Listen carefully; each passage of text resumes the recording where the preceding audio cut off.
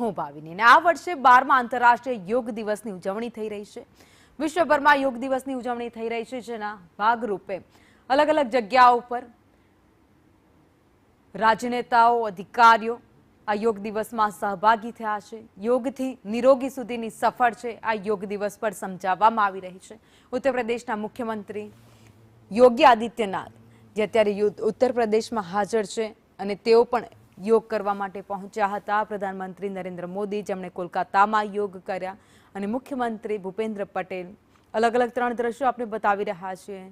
જ્યાં પહેલી તસવીર ઉત્તર પ્રદેશથી જ્યાં યોગી આદિત્યનાથ, બીજી તસવીર ગુજરાતના માણસાથી જ્યાં મુખ્યમંત્રી ભૂપેન્દ્ર પટેલ અને ત્રીજી તસવીર કોલકાતાથી પશ્ચિમ બંગાળના જ્યાં પ્રધાનમંત્રી નરેન્દ્ર મોદી યોગ દિવસમાં હાજરી આપવા માટે પહોંચ્યા હતા।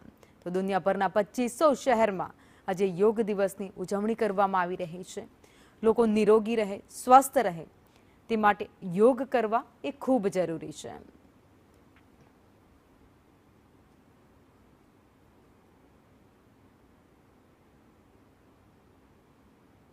ભલા હો, મંગલ હો, કલ્યાણ। પુણે આપ 100 દિવ્ય આત્માનો પ્રણામ કરું છું, વંદન કરું છું। માનનીય મુખ્યમંત્રીશ્રીનો ખૂબ ખૂબ આભાર। ખૂબ ખૂબ આભાર। અને હવે સૌને વિનંતી છે પોતાની જગ્યા ઉપર સાવધાનની મુદ્રામાં ઊભા રહેવા માટે। Kindly request to all please raise for the national anthem. આપ બધાને વિનંતી કરીએ છીએ। પ્રસ્તુત થાય છે। તો પ્રધાનમંત્રી નરેન્દ્ર મોદી જ્યારે કોલકાતામાં યોગ દિવસમાં હાજરી આપવા માટે પહોંચ્યા હતા ત્યારે તે લોકોની વચ્ચે પણ ગયા હતા, તેમણે નિરીક્ષણ પણ કર્યું હતું। જો કે પ્રધાનમંત્રી નરેન્દ્ર મોદી હંમેશા કહેતા આવ્યા છે કે તમારે સ્વસ્થ અને નિરોગી રહેવું છે તો તમે દિવસનો 1-અડધો કલાક તમારા પોતાના માટે કાઢો અને યોગ કરો, જેથી કરીને તમે નિરોગી રહી શકો। તમને કોઈ પણ પ્રકારનો શરીરમાં દુખાવો છે, કોઈ પણ પ્રકારની બીમારી છે, આ બધાનું જ એક ઈલાજ છે એ છે યોગ। જો તમારું મન પણ વિચલિત રહેતું હોય અથવા તો તમે સ્ટ્રેસમાં રહેતા હોય તો તમારે યોગ કરવા પડશે, જેનાથી તમને શાંતિ મળશે। અને અત્યારથી નહીં, ઘણા વર્ષોથી પ્રધાનમંત્રી નરેન્દ્ર મોદી આ કહેતા આવ્યા છે। આ સાથે જ અત્યારે તમામ લોકો યોગ કરી રહ્યા છે। ગીર સોમનાથમાં પણ ઉજવણી અત્યારે થઈ રહી છે। ગીર સોમનાથમાં આ દ્રશ્યો સીધા ત્યાંથી બતાવી રહ્યા છે જ્યાં ગીર સોમનાથ દાદાના પરિસરની બહાર આયોજન કરવામાં આવ્યું છે। અલગ અલગ યોગાસન કરવામાં આવી રહ્યા છે અને લોકો પણ ત્યાં ઉપસ્થિત છે જેઓ યોગ કરી રહ્યા છે। વહેલી સવારથી જ યોગાસનનો કાર્યક્રમ આ શરૂ થયો છે। તો વિશ્વને સૌથી મોટી ભેટ કોઈ મળી હોય તો આ યોગ દિવસની છે। સૌ કોઈ લોકો પોતાના જીવનમાં યોગને એ જીવનનું એક રૂટીન બનાવી લે એ ખૂબ જરૂરી છે। જો તમે દરરોજ યોગ કરશો તે તમારા સ્વાસ્થ્ય માટે ખૂબ જરૂરી છે અને દરેક વ્યક્તિએ ના કોઈ કામ પરંતુ એક પોતાના માટે આ વસ્તુ કરવી જરૂરી છે એવું માનીને યોગ કરવા જોઈએ। જો તમારે પોતાને નિરોગી રહેવું છે તો તમારે યોગ કરવા પડશે, કારણ કે આ એક જ એવો ઉપાય છે જે પૈસા વગર સરળ રીતે તમને મળી જશે અને જેને કોઈ પણ દવા તમારે કરવાની નથી, બસ તમારે પોતાના જીવનમાં 1-અડધો કલાક પોતાને આપવાનો છે।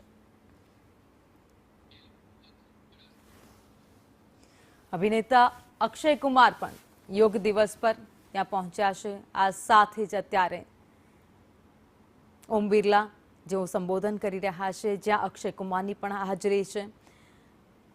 વધતી ઉંમર સાથે યોગ કેટલા જરૂરી છે અને સ્વાસ્થ્ય કેટલું જરૂરી છે એ આ અભિનેતાને જોઈને કદાચ અંદાજો લગાવી શકાય કે કેટલા ફિટ એન્ડ ફાઇન જો તમારે રહેવું હોય તો કેટલી એક્સરસાઇઝ જરૂરી છે અને એની સાથે યોગ પણ કેટલા જરૂરી છે। તો આરોગ્ય અને સુખાકારી માટે આ યોગનો દિવસ એ ખૂબ મહત્વનો છે।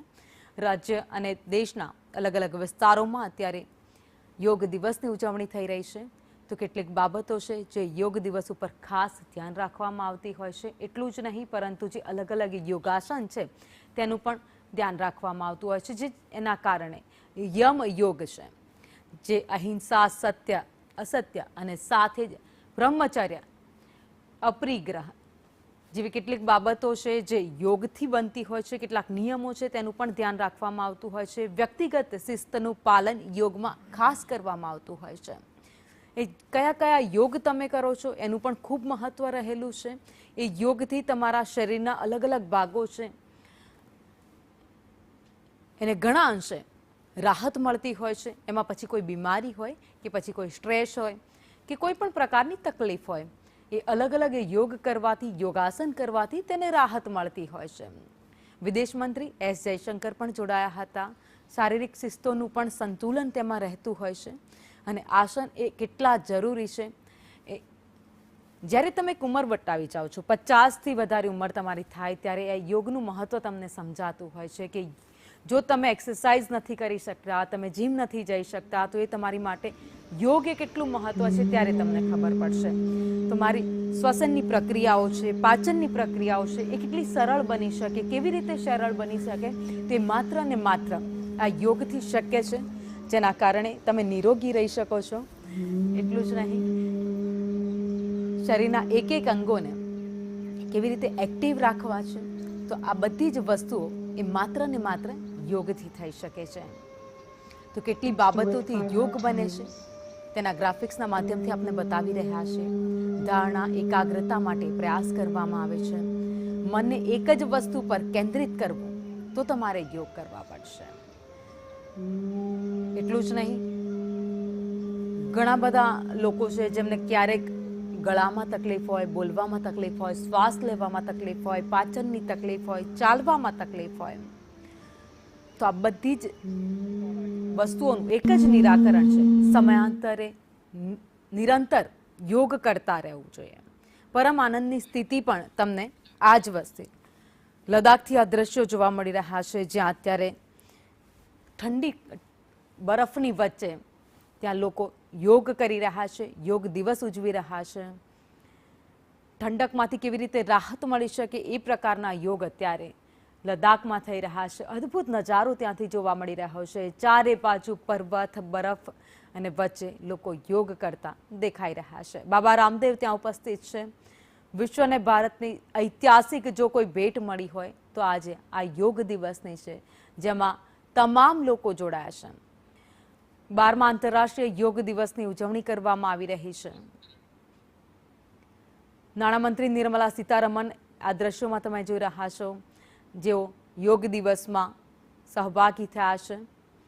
તેના કેટલાક નિયમો હોય છે જેનું ધ્યાન રાખવામાં આવતું હોય છે. જે યોગ તમે કરી રહ્યા છો તેનું પણ એક ખાસ મહત્વ રહેલું છે. દરેક યોગનું મહત્વ છે અને એના આધારે જ આ યોગ કરવામાં આવતા હોય છે, જેનાથી થતા ફાયદા પણ છે. તો આરોગ્ય અને સુખાકારી માટે કરવામાં આવતા યોગ દિવસની આ ઉજવણી આજે વિશ્વભરમાં થઈ રહી છે, ત્યારે નેતાઓ, રાજનેતાઓ ત્યારે યોગાસન કરી રહ્યા છે. કર્ણાટકના મૈસૂરથી આ દ્રશ્યો તમે જોઈ રહ્યા છો, જ્યાં નાની બાળાઓ છે, શાળાના બાળકો છે, એ યોગ કરી રહ્યા છે. શાળા, કોલેજ, તમામ જગ્યાઓ પર આજે યોગ દિવસની ઉજવણી થઈ રહી છે. નાના બાળકોને પણ પ્રોત્સાહન શાળામાંથી આપવામાં આવે છે કે યોગ કેટલા જરૂરી છે. અને આ દ્રશ્યો જોઈને ફલિત થાય છે, એ સ્પષ્ટ દેખાય છે કે બાળકો પણ યોગ કરતા થયા છે. ફ્લેક્સિબિલિટી બોડીમાં, શરીરમાં કેટલી જરૂરી છે એ ખબર પડે છે.